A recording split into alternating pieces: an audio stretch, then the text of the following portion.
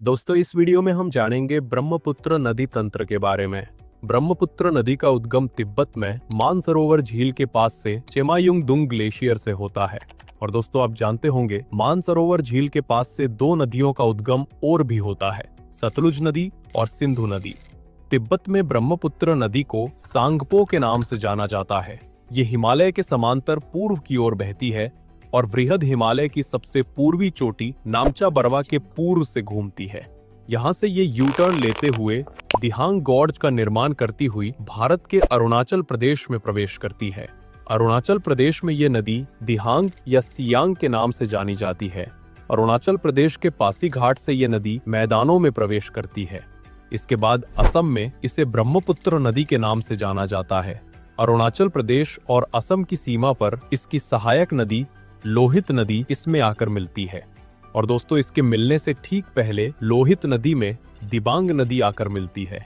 यही लोहित नदी पर भूपेन हजारिका सेतु बना हुआ है, जिसे ढोला सदिया पुल भी कहा जाता है। ये असम और अरुणाचल प्रदेश को आपस में जोड़ता है।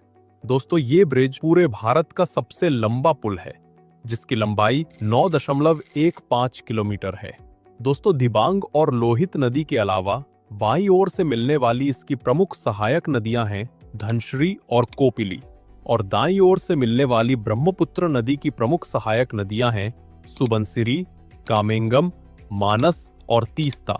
असम में ब्रह्मपुत्र नदी में एक द्वीप है, माजुली नदी द्वीप। दोस्तों, ये पूरे विश्व का सबसे बड़ा नदी द्वीप है। इतना बड़ा द्वीप है कि ये असम में भारत का पहला आइलैंड जिला भी है। असम की राजधानी दिसपुर भी ब्रह्मपुत्र नदी के किनारे स्थित है। ब्रह्मपुत्र नदी असम के धुबरी से निकलकर बांग्लादेश में प्रवेश करती है। बांग्लादेश में इसकी सहायक नदी तीस्ता नदी इसमें आकर मिलती है।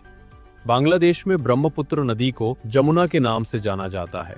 वहां ये दो शाखाओं में बंट जाती है। एक शाखा गंगा नदी से मिल जाती है, और आप जानते होंगे गंगा नदी को बांग्लादेश में पद्मा के नाम से जाना जाता है। इसकी दूसरी शाखा मेघना नदी से मिलती है।